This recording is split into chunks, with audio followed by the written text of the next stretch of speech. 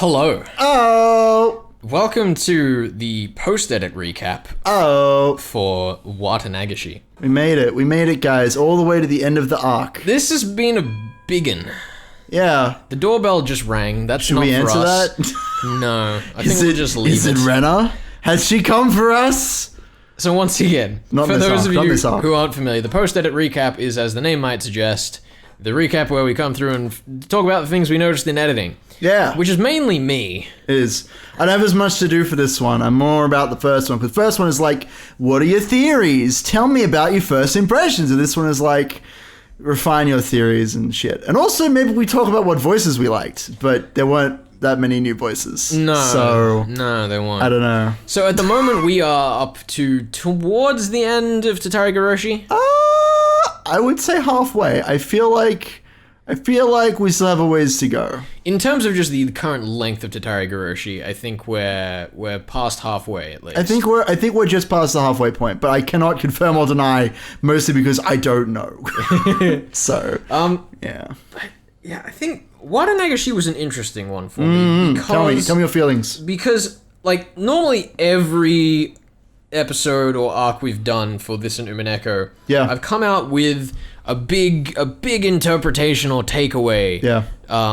I mean, I when we went into Umineko arc, episode 7, which kind of was not what I was expecting to have a big change in opinion in. I still kind of went in and enjoyed going through that one and, you know, pulling apart the pieces and seeing how everything fit together. Watanagashi, I didn't really have that big of a like change of heart with it as I have with some of the other arcs and episodes we've covered. Yeah, I feel that. I don't think it's much of a secret. First arc is my favorite of the question arcs. The other ones I don't feel as strongly about. I feel like the first one does a much better job of like, here is all the stuff that is going on, now deal with it. And then the other one's more like, let's expand on that. It's fine, but I definitely do not have a very visceral reaction to Arc 2. Partly due to character biases, which I think we talked about in the first recap quite a bit. Well, from your perspective, it sounds more like you just didn't enjoy it as much. I still enjoyed it a lot. No, I enjoy it. It just doesn't... I don't know. There's not as much to dig into in my mind. We learn a lot about, you know, the three families. We learned about the countryside and what's going on, a little bit of the history, but I don't feel like the mystery presented to me was like that wacky and crazy. I don't know. Maybe you have a different opinion about that. I think that Watanagashi is probably the arc that will change the least and didn't really show anything that is going to, you know, drastically reshape the way I think about the story. Yeah. But it is the one that I feel, of the three that we've been through so far, it is the one that I feel that if it was missing, would be the biggest missing piece. You think so?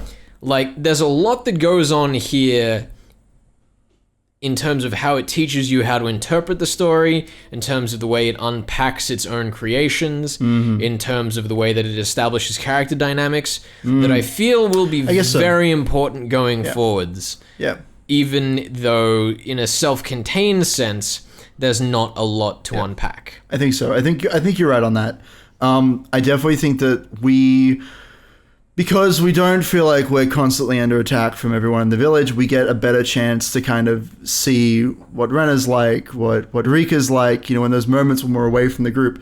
Like, one of the kind of criticisms that I do have of the first arc is that Rika and Setiko they just don't come back after a certain point in the story. That's it. Although, that said, Arc 2, Wells. But yeah, I feel like we get more of a chance to kind of see the intimate moments of these characters. I think that's really helpful. Yeah. You can get a better grasp on them. I think, especially because of the way that the arc began with all of the club games in a way that actually built up towards something. Sure, yeah. He gets better at that, doesn't he? Yeah. Even though Rika and Sadako still didn't really factor into this story in terms of things they actively did, their presence was a lot more felt. Like, you know, at the end of Onikakushi, Keiichi was like, "Oh, whoops! I've killed Renner and Mion. Rip. End of sentence. Yeah. Whereas here, the whole gang was there for the final scene, even if 2 of them were corpses. Yeah, even if they were off screen, but they were there in spirit, you know? Yeah. Like, you still heard him monologuing and them discussing what had happened to them. Yeah, I think that out of all of the sequences that really show characters and like we get everyone together, we have a big discussion. The scene towards the end where Rena and Keiichi get the opportunity to confront Mion, and then of course that leads to the dungeon torture chamber. Like that is definitely one of my favorite scenes. It's definitely my favorite scene in this arc, I think, because it starts off as like, let's like hang out and talk and have tea together, and they're like, but we also have to arrest you. Yeah. You know, it's such a great moment. I really love the way that scene is written and the way it's constructed. I've seen a lot of people in the comments rant on about how they love the peaked clipped soundtrack. I'm sorry, you all have Stockholm Syndrome. Well, it's garbage. It's fun, isn't it? It's like, it's funny and I enjoy that for the sake of it, but like, you know, bass boosted clipping soundtrack, it's a dead meme. It's got a problem. Like, I can understand that you have some attachment, and, you know, we also do have some attachment to the way that this story is rough around the edges. Yep, for sure. But I think that given how, you know, not to say that the instrumentation, like the songwriting is amazing, but given how strong that songwriting is relative to its production, I think it's actually a really big shame that's the published version. Yeah. Like, I'm sure that, you know, people might come out and try. Supposedly the 07th mod team is coming out with a repaired version of the soundtrack. Yep. And I'm sure there'll be people that treat this version of the soundtrack like the original sprites relative to the new sprites. Well, yeah, so the way that's working is that Higurashi no Nakakura ni Ho, which has all of the arcs ever made, except for like the console ones, we don't care about those. All the ones written by Ryukishi together in one package, also has the like non-compressed versions of those songs, as I understand it. I don't know the audio side of things so much, but that's where they're getting it from. It's not like the artist has like gone back and remade them. Oh, okay. Just they've got the original files now, and they're able to put that into the re-release of all the arcs, which they did with Higurashi Ho. So it's a different version of the Ho release. It's not like technically Ho as well. Technically, yeah. It just doesn't have all the stuff that Ho has, all the like better quality files and all that sort of thing. Yeah. But yeah, no, it's not like they went in and like had got a new composer. They got Dai or someone to like remake all the music. It's not quite like that. But it is, a well appreciated upgrade from great. Yeah, like I don't want to rant on about it too much because I think you are an audio guy. Yeah, I think it's pretty clear, and I could really get into like some bullshit technical stuff about how it could be done or how the song could be swapped out. Yep. But ultimately, I think it's a shame, and I really hope that if Manga Gamer ever actually finishes releasing all 14 arcs or whatever it is for this version of the game, that the ones that have already been released will be polished up, because there's definitely some I don't know why they couldn't. I don't know why they couldn't do that, because I don't know, they've got a lot of the issues we've been having in the third arc, which we can do obviously because second arc, but some very simple typos and words phrased a little weirdly. They've got the programmer stuck to in the most recent arcs, but what about the other guys? What about the translators and I don't know, the intern? Can't you have someone else? I don't know Manga Gamer's business model, and I don't want to spend the entire video talking about that. But yeah, for sure.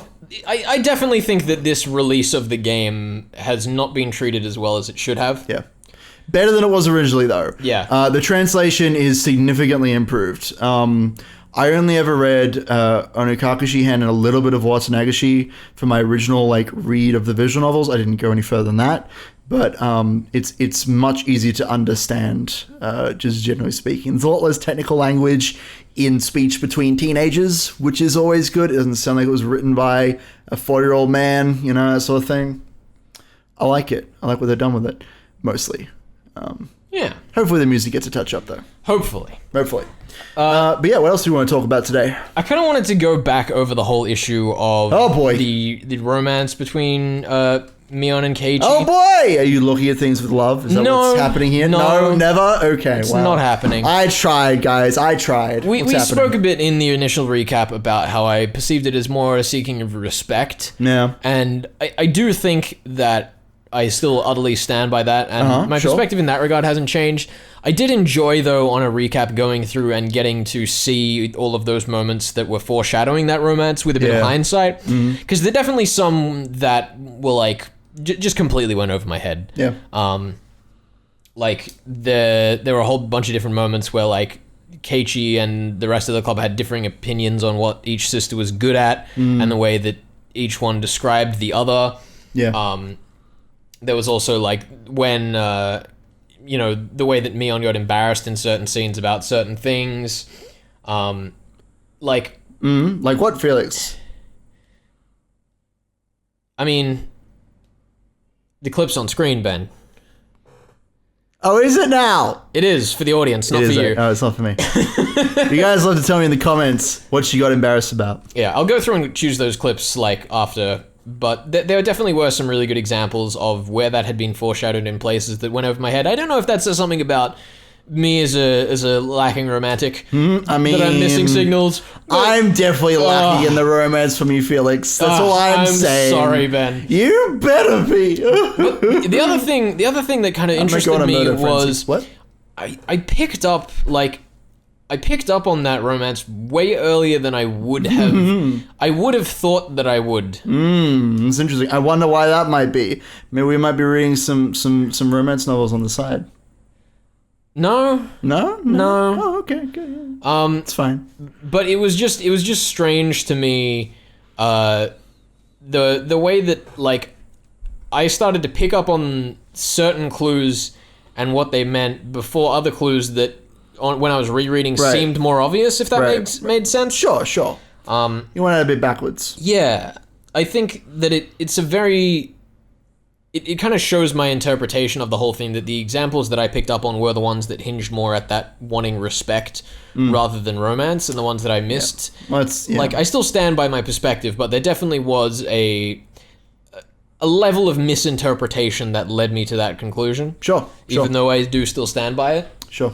I think the other thing I really enjoyed in that regard was the way that the story got into its central tension a lot faster. Yeah. Onikakushi took a long time to get around to anything, as we've complained about fairly endlessly. Whereas this arc, like, the premise of the romance story was introduced at the end of the first chapter, which is a much better way to do things. Yeah. For sure. And that was one of the examples that I noticed where I definitely, you know, was watching it and going like, oh god, you know, Keiichi, you've done the wrong thing by Mion. Isn't that a bit tragic? All she wanted was a bit of respect. Yeah. So, like, I definitely noticed that as it went by, but it wasn't until we had that grayscale flashback thing where I was like, oh, that's the central tension, isn't it? There it is! It was right in the first scene! Yeah. So that was one thing I definitely appreciated a lot more going through and editing. It's as I've said, this reading Higurashi, especially after reading Umineko, is going to be an exercise in watching Ryukoshi figure out how to write a story properly.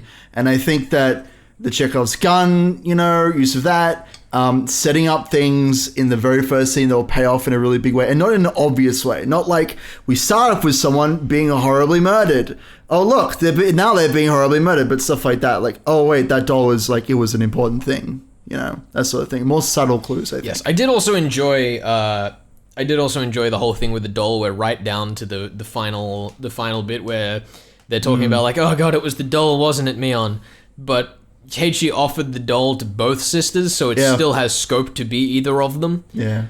Which I think is a wonderful bit of detail that Ryukoshi's dropped on us there. Yep, sure. But the other thing that I saw that was introduced in the first chapter, which, you know, I definitely picked up on it as we went through the first time because I was making gags about it, but I didn't realize quite how regular it was. There was just a lot of references to, like, miasmas and fogs and... I don't know, dude. Like... Lots of fogs and stuff in the swamp, you know? You can't see where you're going. You might fall in for 3 days. It's very strange, because on the one hand, I'm like, oh, whatever, you know, it's the foggy swampland imagery, as you say. Yeah. But on the other hand, I'm a little on edge about it. Yeah. Like, we've definitely discussed the whole, military chemical weapons bullshit several times through this playthrough, which I initially just twigged on because someone mentioned a gun in, like, the second chapter of Arc 1. Yeah, it was like a sniper or some shit. Yeah, and I was just like, oh, the military's involved. But the further we get in, the more I'm like, oh god, is it? I don't know, dude. Like, I'm still at that stage where I've been many times with Ryukashi's writing where I'm thinking to myself, I don't want it to be this, but it seems like it is. Yeah. And more often than not, Ryukashi kind of will go that way, but drag me around in a way that I enjoy it. So I'm hoping that if that's what it is, that's how it's done. Sure. But it does make me very concerned, not only for the implications that'll have on what we've read so far, but also just that I hope that at Ryukashi's younger state of writing, he carries it across as effectively as some things were in Umineko. Yeah, maybe. It's all about that journey, seeing where he ends up. I mean, we know where he ends up. Yeah. But, yeah. I mean, and speaking of the overarching plot of everything, I mean, Takano, right? What about her? We've spoken She's about such an innocent character. Takano to wit's end. She's like a little baby girl, you know? But one thing that really struck me, like, I don't think I have any more to say about how suspicious Takano was because of all the imagery, because we absolutely beat that to death, right up until the all-cost review session. But there was one thing that really set me on edge, which was that right before Shion and Toмотaki were talking about hearing the sound of a child jumping on floorboards, which is already weird, as we've discussed. Very specific. Takano mentioned people hearing things. This is a written note, so I don't remember exactly the phrasing or what the moment was, but I remember in editing being like, holy shit, did she just tell them what was about to happen?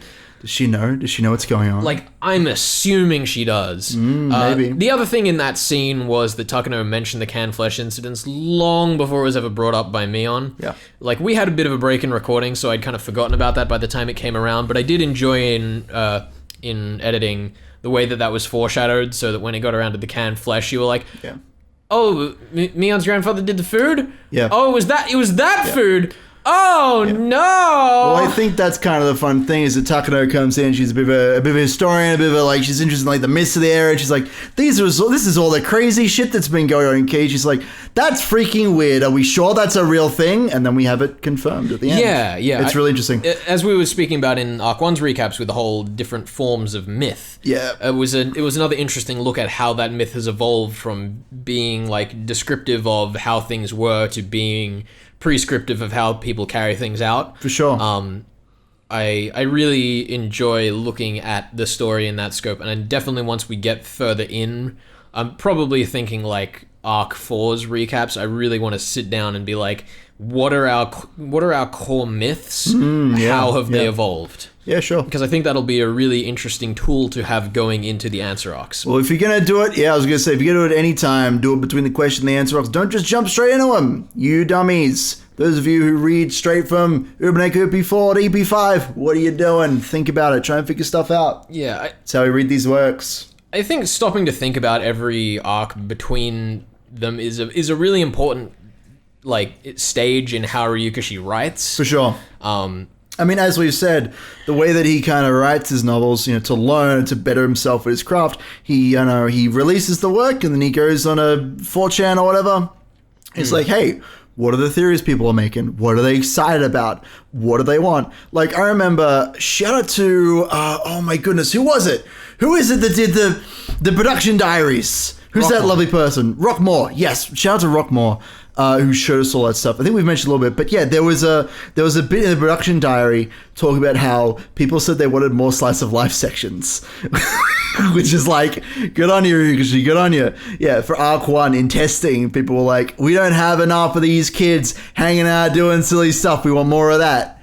And then he immediately scaled back because I guess the people that he was testing to weren't like his whole audience, as it is. As it often is with testing. You get your focus group and you realize, oh wait, there are more people reading this. Well, not only that, but I feel like from the impression that gives me, people were like, oh god, all of this horror getting in the way of my adorable girls. Right, of course. Where Ryukashi's like, no, I want to tell a different story here. Well, that's kind of up for debate, I think. We'd have to have sit down and have an interview with him. Someone make that happen. That's one of the really interesting things about focus groups as just like a writing thing in general, is that if focus groups miss the point of the story, like, you're fucked. There are a lot of films in Hollywood that have just absolutely tanked because they were re-edited after a focus group went over them. Like, the latest one I can think of, I don't know if you remember if we've, like, ragged on this in the playthrough. Tell me anyway. Let's go. Supposedly Venom, they were like... Oh, no. People were like, oh, well, you know, this is all right at R18, and then they showed it to a focus group, and they're like, well, you know, maybe this is a bit too violent. And, oh, no. You know, that focus group clearly not being the target audience of who that film was meant to reach. Yeah. So the final one was, like, super toned down. This is all alleged bullshit that I've read on blogs. I don't know how true it is. But point being that there's a very great risk in using a focus group as a writing tool. Yeah, for sure. Trying to figure out how you want to tell your story based on someone else's opinion. Obviously, you want to get feedback. You don't want to work in a vacuum. That's how you get, like, David Cage shit. He's the video game developer who does all... He did Detroit Become Human? I think so, yeah. I think so. He's an idiot. He's like, let me do the story that's never been told about artificial intelligence. And I'm like, look at these 10 other stories about artificial intelligence that have already covered this stuff. Learn from them, you know.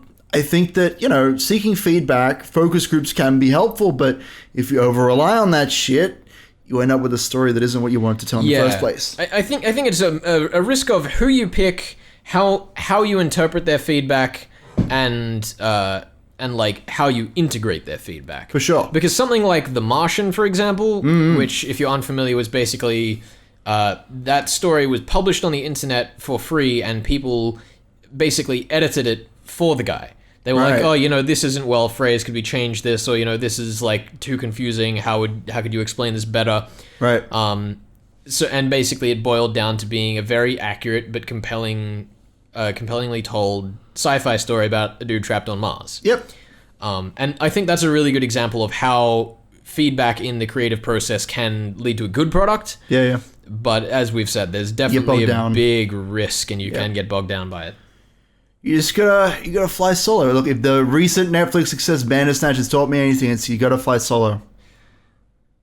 I still haven't seen that. You should go watch it. It's really good. Okay. Don't fly solo at first. That's all I'm gonna say. This is a very different recap to usual. Normally we don't speak as much about, like, other stuff, but I think that I think it's relevant. I think that goes to show how we're reacting to Watanagashi. Yeah. Because it's a story that very much is clear in everything it wants to say. Yeah. It says, look at how goddamn suspicious the Sonozaki twins are. Yeah. Look at the families. Look at the families. Look at the way that the inner dynamics of the club are, especially with, like, the romance versus friendship versus respect thing.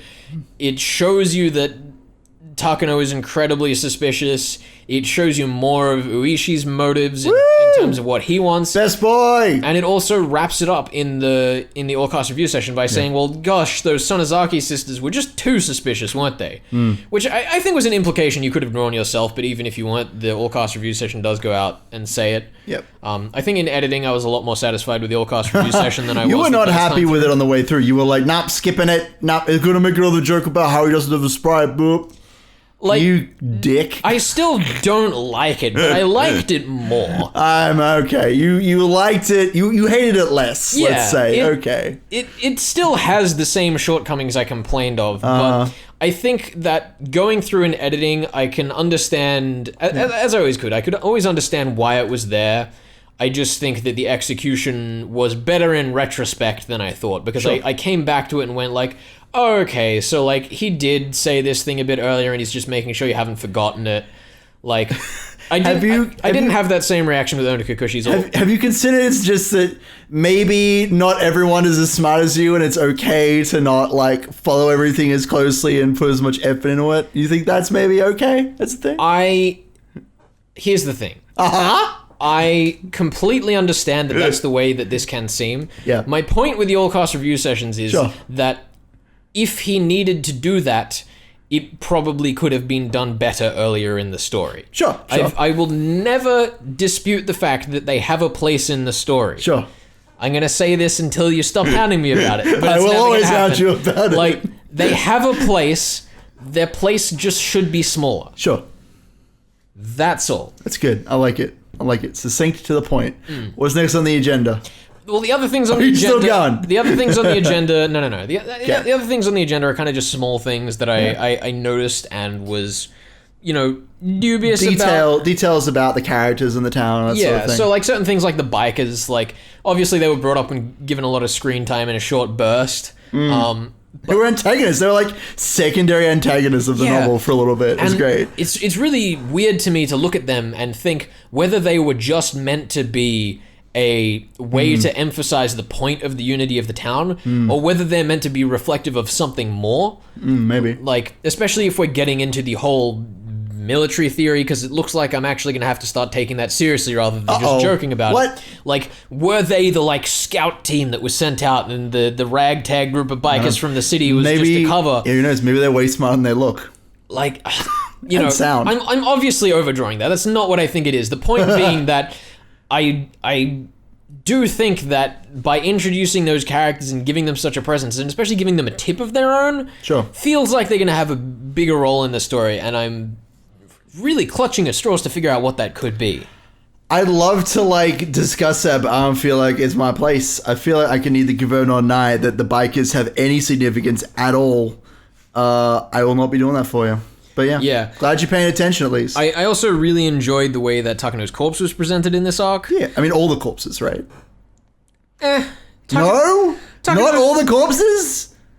I enjoyed that. You're not a fan of the murder pit? We'll get into that in a bit, but... Oh, come on. Takano's in particular, they used it as a really interesting way to explore why her corpse was burned. Sure. Like, I think we both went into this kind of knowing, like, okay, it's to hide the time of death, this, that, the other.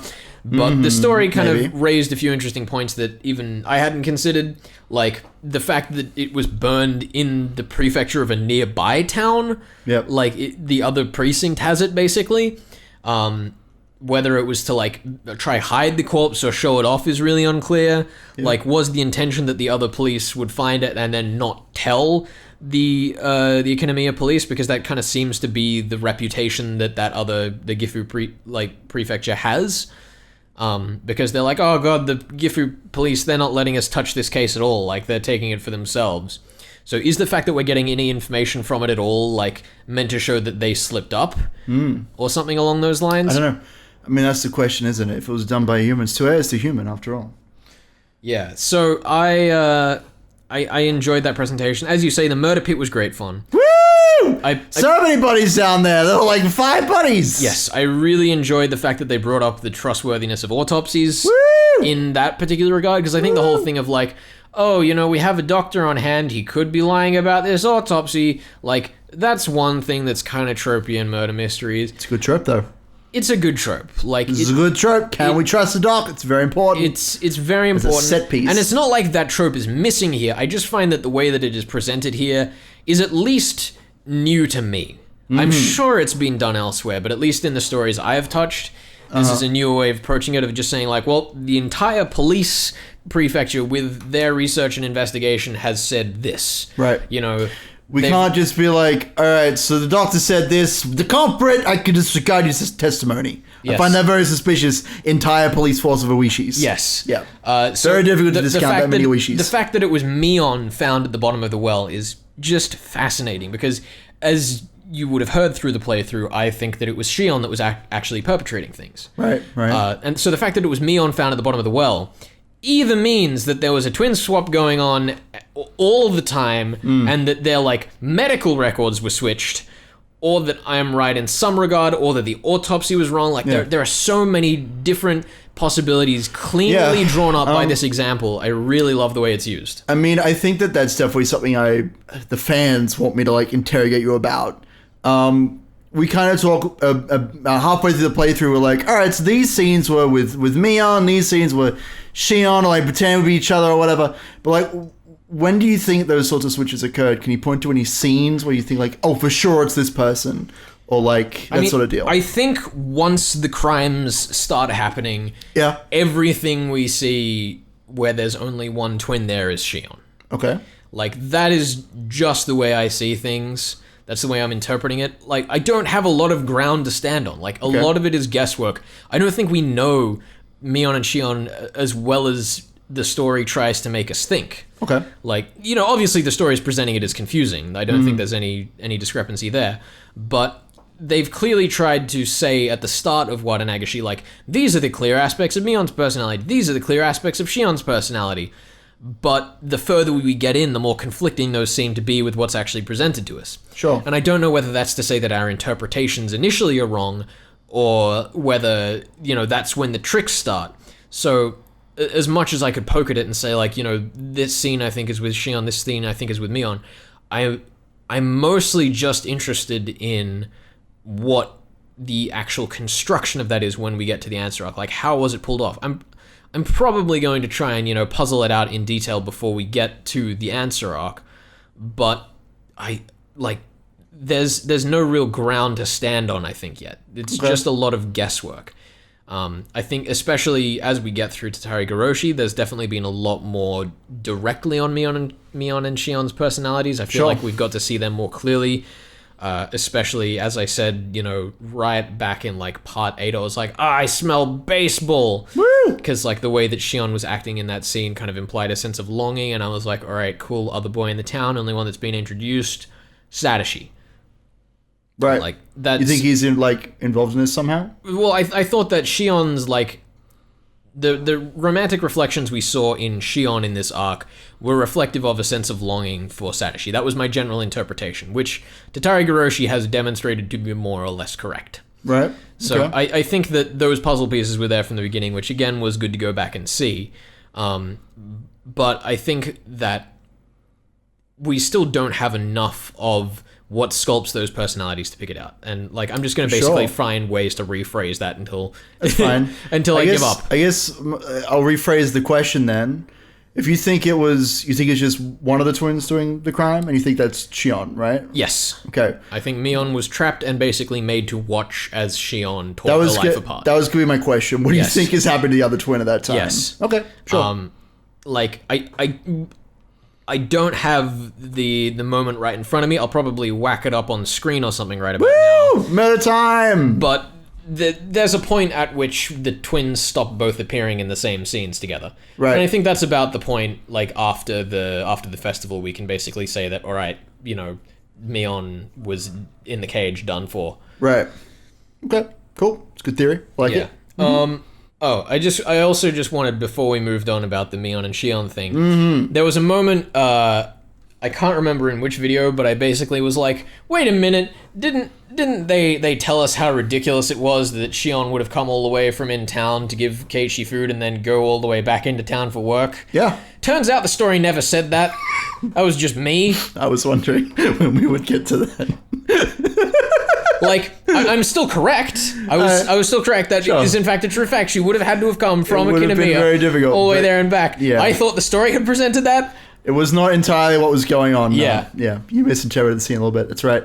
Maybe we'll get some clarification on that I later. don't think I misinterpreted the scene as such. It's more that I thought the story had basically told the puzzle to us, sure. where I had been the one that unraveled the puzzle from the scene. Sure. So your ego is even bigger now, is what you're saying. No, like, I think it's very clear that it's meant to be a question of, like, this is probably Mion, because otherwise it would have been outrageously inconvenient. Sure.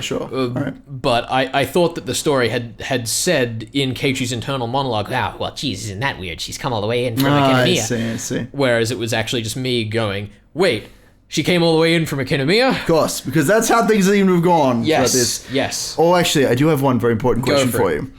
Out of the two twins, Mion and Shion, which is your favorite and why is it Rena?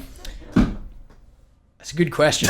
That's a very well phrased question. It is. I thought about that while you were rambling. I think I'm going to have to go with Oishi. Oh, come on! You know what? That's acceptable. Because he's big enough that if you stuck both twins together, they'd probably be about the same mass. So yeah, that sounds good. I think that's that's a good answer. And thus, the twins get no love on this playthrough. And I am okay with that. I did want to shout out the fact that both Rena and Oishi get away scot-free in this one, which I'm very happy with. Very happy with that one. That both of my favorite characters made out alive, and nothing went wrong with them. Do you really think that the emotional trauma to Rena of losing all of her friends is worth her surviving? I'm going to tell you what I said in the Discord. That means that a knight in shining armor can sweep in and sweep her off her feet. And I'm okay with that. Someone write that fanfiction for me. Magus and Renna. Go, write it. Someone's already in the middle of it right now. Whoever you are, you're my favorite person. I hope it's LV. Thank you, Felix, for indulging me. Yes. All right. Well, before we move on to the Umineko spoiler section, which I do have something I want to talk about in there. We're getting there. We need to do the points before we we did this the first time in this video. Yes. Yeah, we're pretty good on this. We're doing points and stuff. We're really we have a little ground. document that we got notes in and stuff. Yes. And we're not forgetting anything. Which is honestly astounding. So first of all, I would like to say that Arc 2 Part 9, roll a clip. But I say we take points for it if that's what's happening here. But I don't think it is. If we're correct and it is the principal, then we get a point. Then we get a point. We get 1 point. If it's not announced in the scene, tell us in the comments. We don't lose a point. No, we're not losing any points for this shit. No points we're lost. just speculating on how we might be able to get more points and cheat the system. Exactly. So no, we don't lose points for cheating. Yes. It in fact was not the principal. Bow, bow, bow. We have checked the wiki. We do not get a point. Finally. God damn it. I'm gonna put a comment in the description of this episode. Okay, good. That's gonna say vote here, and I just want you all to put a random number in reply to that comment. If someone lands on a particular number, we don't get the point. So you're thinking of a number between 1 and no range. No range. Okay, it's good. just a number. Okay, good. And if someone lands on exactly that number, we don't get the point. All right, I'll be voting. So you have a chance. Okay. You have a chance to win. to defeat us and give the point to Ryukishi. I pick a random number. And if the number is picked, I'll give Ryukishi 10 times as many points as we were going to get. All right, so 20 points. I'll say 50 points. Ryukishi will get 50 points. We would have gotten 5. Episode 2, Part 11. Or Arc 2, Part 11. We said if you guessed the number correctly, we would give points away. Nobody guessed the number correctly. It was 5, the number of members of the club. That's a really boring number. I know, that's why I kind of went with it. I well. kind of wanted to throw some more points so we could be stingy and grab points more often. We should have said no prime numbers, you know. Yeah, so that, that's going to change the tally a little bit. So, that brings the final score to 115 to 183. Oh! We're getting some big numbers already. There's still some action to come. Well, that's just how it is, you know. New show, new numbers. That's what they say. Bigger numbers, better numbers. Bigger is better always. Fact. Our ratings are the best. Straight up. Yes. That's us. Alrighty. And next... Oh, boy. The next fan-pleasing segment we have to do. This is my favorite part. Is the fan art. Yay! You guys did lots of lovely images, Yes. some of which were very disturbing, but we love all of them equally. Speaking of disturbing, can we get Batarika and Sataka up? I love these. Who are they by? So thank you to Omega, Snail, and Omega again. For cooking these up for us after They're so good. the terrible Batman references. There's even a third one in there that no one picked up on. No one picked it up? That's which a bit sad. I'm not even going to point it out. I want people to go find it, and I want people to go, Go find the it. worst joke I've ever And heard. then post it in the comments and we'll tell you you're the best because you found it. That is correct. That's how it works. We'd also like to thank these goddamn nerds for their thumbnails. Oh, yeah. Omega, Snail, PD, and JM Trad. That was my favorite part of this whole playthrough, watching those thumbnails The progressively get second worse. this video goes live, the thumbnails are gone. Yeah, so appreciate them all you can, nerds. They will be immortalized forever here on screen in this recap. Yay! Shout out to Higurashi. Woo! I was in the US when this was happening, and I basically forgot to bring the document that had all the stuff I needed. You silly. So I just asked people for thumbnails, and this was consistently the joke people went with until someone decided to deep fry it. It was good. That was my Which favorite one. Fortunately, the last one before I got home, so Thankfully. I could save the playthrough Yeah, from the the disaster. meme didn't get worse. We reached peak meme, and then we stopped. I still don't know how I feel about these. They're works of art. That's what I think. I suppose. I love all that deep fry color. It's beautiful. Alrighty. Also, JM Trad, thank you for constantly clarifying things to us. Yeah, Jam Trad, you nerd. He gave us Kawayoshi or Kiriyoshi or Kimiyoshi, whatever the Meow meow. yeah. Meow meow gimme After we screwed that up, that was adorable. he corrected Or us made better. on far too many things. Here's his diagram of the tunnels. Still don't know if I agree with it. I think it's pretty accurate. And also, when we were talking about Mion and Shion and the tattoos, like, He displayed his knowledge of Japanese school swimsuits, which he could just pull up off the top of his head. I want to thank him for being an expert on Japanese schoolgirls. Thank you very much, Amtrad. Round of applause. I don't know if I have anything more to say on the whole tattoo thing, because as I said in the other recap, I think that it was just bullshit. My interpretation was a bit different. You think it's bullshit. Anyway. That's what you think. And also, Epica. The star of the playthrough. We'd like to thank for this Uishi cheerleader art. I was going to say, the whole squad is here. We're ready to throw down. I don't know what this says, but it's a meme she sent us. And finally... Invader? We have a video. This is my favorite part. Roll the tape. Yay, it's my hands. Hello, everyone. Hello. Welcome back to Higurashi. Woo! This might be in the post-edit recap for We're us outside. two. We are indeed outside. We have a box. We have scissors. We have a box. We're going to have to censor the things on the box so we don't give away people's home we addresses. will censor the entire front, but that's okay. Yep. This is a gift from Epica. I don't know what the occasion is, but she sent us fan mail and we're very appreciative. I guess I'm gonna do the big reveal. I hope you guys are ready for our unboxing video. These are Magus's hands. I'm behind the camera. Hello, these are my little hands. I got tiny hands. Just bear with me. Got big hands, tiny fingers. I have to. Oh, come on. Just use it like a knife blade, you amateur. No, it's fine. That's right. You just hold it by the blade and you just give it a nice slice along. Think so? Yeah. Let's do this. No, use the forward end. Use the forward end. What? Like this? So you put it here and go that way. What? Like, Yep. Just give it a nice good don't push know. down. Oh, come on. There you go. yeah, I get it. Oh. It's like he's never opened a box It's like before. I'm not familiar with doing this. Normally, I actually use my fingers. But I was like, it's fine, I'll just use the knife. Normally I use a box cutter, but I'd have to, walk on grass to get that. That's true. That'd be too much It's in the work. shed that's over that way. Alright, I've shown my backyard to people. Good, now they can find where you live. Thank oh my goodness. What is all this nonsense? What is all this? So, first off we have... There's no anthrax in here, right? I hope not. This might be anthrax. Let's find out. We have a little chibi Jessica! She's adorable! So it's not just Higurashi, it's also Umineko. Uh-huh. So that's fun. But there's like a bunch of them, and we got a Jessica. So Well, she's there you cute. Alright, what else have we got? We got a nicely wrapped package. We'll get to that in a second. We've got... Is it a shirt? It looks like a shirt. Anniversary shirt. There's a couple of them. Is this Oh an my In-N-Out goodness. Burger anniversary shirt? I think so. I'm excited. That's fantastic. That's all of it. Okay, so we got two t-shirts. Still never had a little pop In-N-Out. boy. For all the times I've been to the US, still never had In-N-Out. Now let's see what this one is. This one seems like the most important one, so let's see. It was extra Excited. wrapped. It was. It is no longer. Oh my god, there's a CD and shit. Oh, this is definitely Umineko stuff. Alright, let's... Whoa! Whoa. It's fine, that's why it's got bubble wrap on it. Yeah, There's two because of he's them. a clumsy boy, not That's because, true, not that's because of true. shipping. Alright, let's do it. Oh, what is it? It's alright, just edit that out. It'll make me look I good. won't edit out You anything. fucker! Alright, yo. Ugh.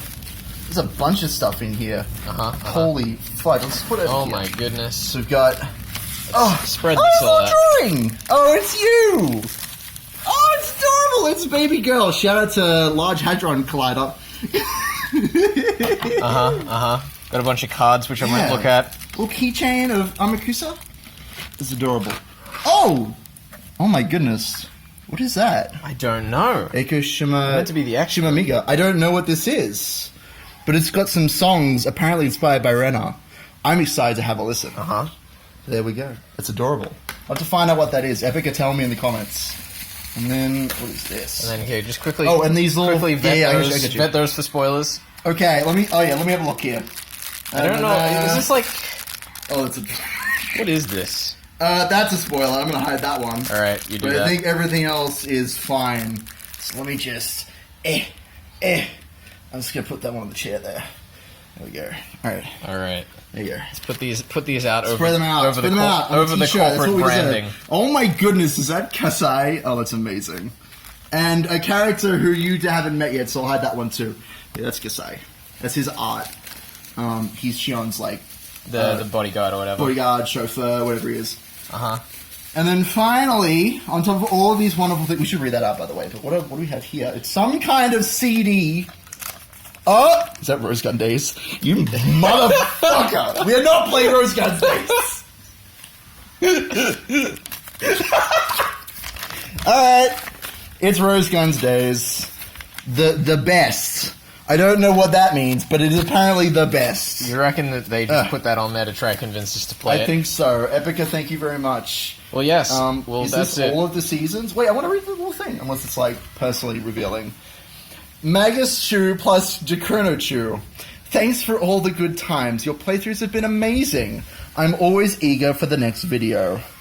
Thanks for making 2018 great. Keep up the good work. How? That sound doesn't exist, Ben. Yes, it does. I made it exist. I made it happen. It's from Epica. It's adorable.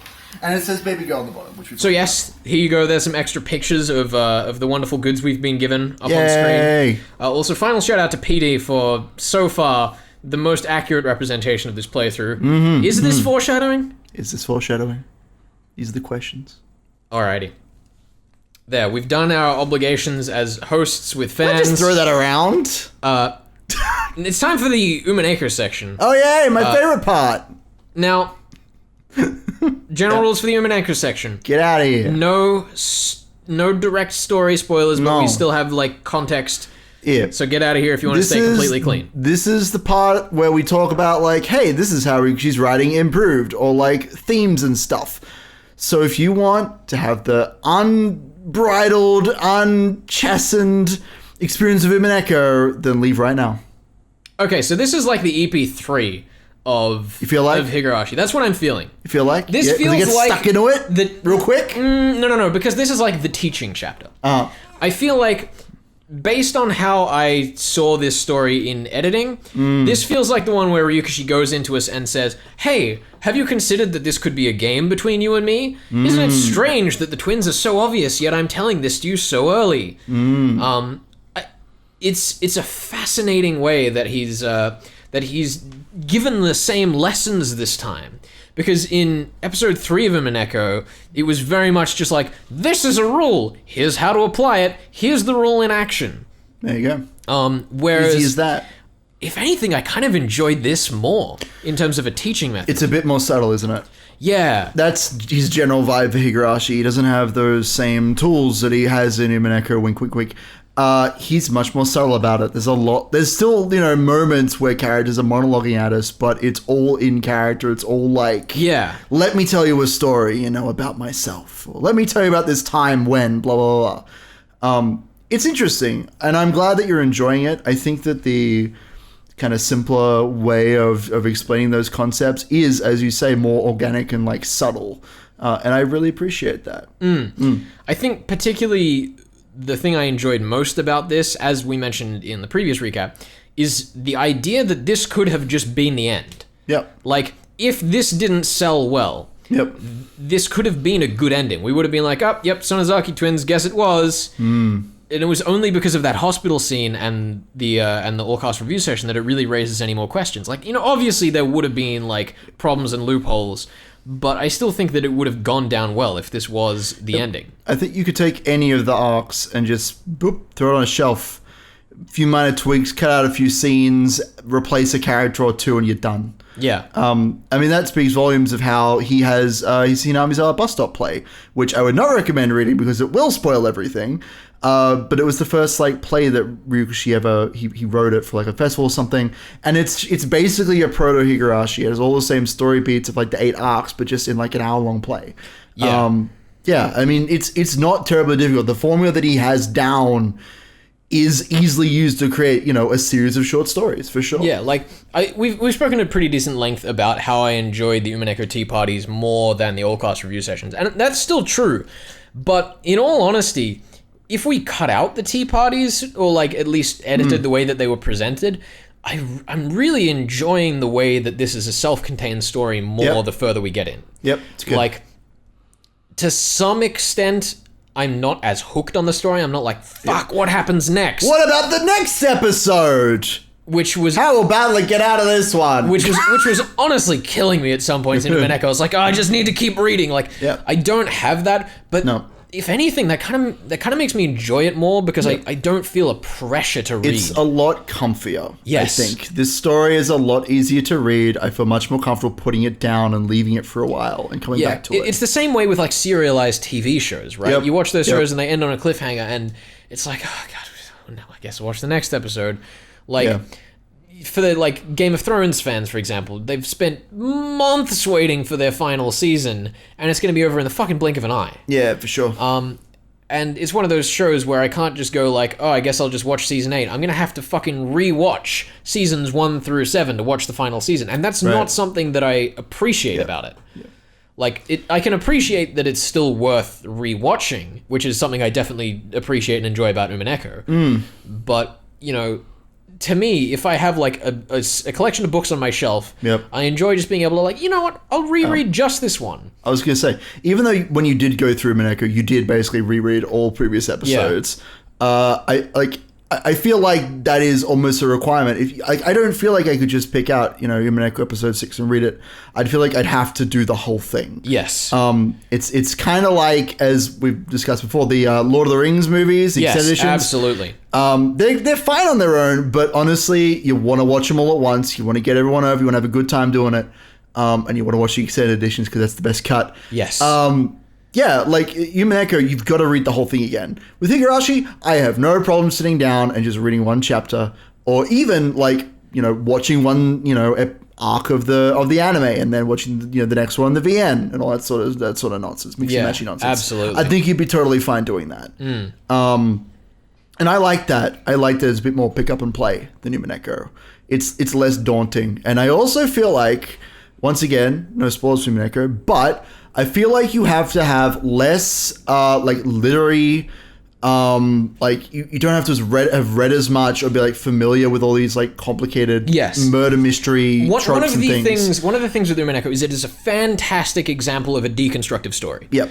It takes its own themes and unravels them and shows you how they can be applied or how they can be badly applied and critiques them, which is, I really enjoy. I enjoy stories that do that. Yep. But a lot of the time with the deconstruction, you have to have knowledge of the source material. You have to have knowledge of the source material. material. Exactly what it is. And also, there's typically a weakness in deconstructive stories where they'll start deconstructing it, they'll show how it works, and then they'll just go right back and start troping it up anyway. Yeah, for sure. Umineko definitely does that at points. Yeah. Which, you know, sometimes it's used as a part of the deconstruction. But because of the way that Higurashi is much more accessible, like, I don't feel like I need to analyze it when I'm reading it. Yeah. Maybe that's why I didn't come out with such a different reflection out of editing, because I'm not sitting here going like, oh, what does this mean? How could this be applied to this theory, that theory, the other? Like, I'm enjoying reading a story rather than like playing a game. You know what's fun about this talk that you're saying now? Like, exactly what you're saying now is what I was saying in the Arc 1 recaps about how I'm approaching Higurashi differently than, because this is the production recap, I'm approaching Higurashi differently. I'm not nearly as concerned about presenting you with the mystery and trying to trick you as I was with Umineko, because I don't think that's as core to the experience. I think that enjoying the story, sure, go after the mystery, try and figure things out. That's how Higurashi has written it. But I don't think that we need to be quite as aggressive about that. Yes. I think that just sitting back and enjoying the ride, enjoying the characters and like the world and all that sort of stuff, I think that is much more reasonable in Higurashi, given the way that Higurashi lays out the story and the characters. I think that it is perfectly fine, like even more so. You know, I'm never going to see someone, you know, just enjoying Higurashi and not really trying to figure stuff out and be like, oh, well, you should like really try and analyze these things. Like, I don't mind it as much. It's not as central, I think, to Higurashi's story. Yeah, if anything, there's a part of me that almost wishes, like, I didn't have my role on this show. Yeah. Because I feel like me being the one that's like, he's the one solving it. Yeah. Gives it's a lot of pressure. I'm not worried about the pressure. Like, if I get it wrong, fuck it, I've got it wrong. Whatever, it's fun. It doesn't matter. But the fact that I have to approach the story that way almost feels like I'm taking away from the better parts of the story. Yeah. I've actually been having this experience. I've been reading a lot of visual novels for some podcast work that I've been doing, and my role in those podcasts is the theory guy. Yeah. As I say, like on this show, I'm the guy who's like making the jokes and being the goofy guy, and Felix is the theory person. On other podcasts where he isn't around, I am the theory man. That's my job. But I've not been enjoying making those theories so much anymore. I kind of want to break for that, you know, which is why I enjoy doing this so much, of course. Yeah. And I've kind of been moving away from that role, you know. I kind of always have a good time. I don't necessarily think that it's like I'm getting burnt out on theory making. No. Because like I still love it. I still do it Of course, in a lot of of course. other stories. I mean, otherwise you I'm working wouldn't through. do it, right? Yeah. It's just that the way that I've engaged with Higurashi isn't the same way that I would normally engage with the piece that I'm like tearing apart and looking at all the guts. So it'll be interesting to see how that progresses, whether it hooks me more with the mystery as we get further in. We'll see. Whether it pushes me further away. I'm really excited to see it, because when we got down towards the tail end of Umineko, like, I'd solved a lot of stuff. There wasn't much really for me to theorize on other than like, ha! God, look at how right I was! Wow. How dare you? Which, was fun. It was fun. Feeding the ego is always fun. Yes, feeding my ego is always fantastic. But I'm honestly looking forward to just like taking this story as it is a bit more, because I feel like I've already picked up on a lot of the stuff that is going to be revealed later on, and like I'll be able to, I'll have gotten over the initial ego boost of it, if that makes sense. We'll see. We'll have to see how that goes. We'll have to see how that goes. Well, look, no one knows the whims and woozies of your ego. Who knows what you're going to do with that nonsense? Most people probably don't even realize it's just a character. Of course. I mean, no, what are you talking about? This is how I talk all the time, you guys. Oh my goodness. If anything, that's one of the really fun things about this show for me, is that, like, I'm still being myself, but I'm being myself as a character. And if anything, what we've just discussed is a reflection of how this is drawing out more of me than the character. Yeah. I tend to think of it as myself plus 10, if that makes sense. Like, I'm still me. I'm still Magus. I'm still Ben, whatever. But, like, having a good old time and being entertaining and all that shit. Yeah. Is like, I mean, that's just how performing is. Like, there's not really any way around that. But either way, that's where my head's at with this story. Yeah, I'm glad. That sounds good. It's interesting because at this point in Umineko, I was a little bit like worried about where you were. I was like, oh, are you going to like enjoy the direction that the story goes? Is that like something you're going to tap into? But I think that the way that you're thinking right now, the sorts of theories you're coming up with, the way that you're enjoying the story, all this stuff you've just said, I feel like that's pretty much where I was when I was going through it. Which, I don't know, might say a lot about us being kind of similar, creatures of habit, or maybe it's a little bit about how Higurashi is affecting you as a story, Maybe. I don't know, maybe. I guess we'll find out. We'll find out in Tatsutsuri Kurishi. That was too many tars. There are too many tars in that opening, okay? This is too much for me. Higurashi win next time. Next time.